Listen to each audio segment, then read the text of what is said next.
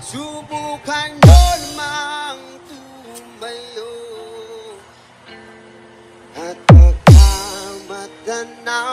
at pagkamatanaw ninyo ang tunay na kalagayan ko.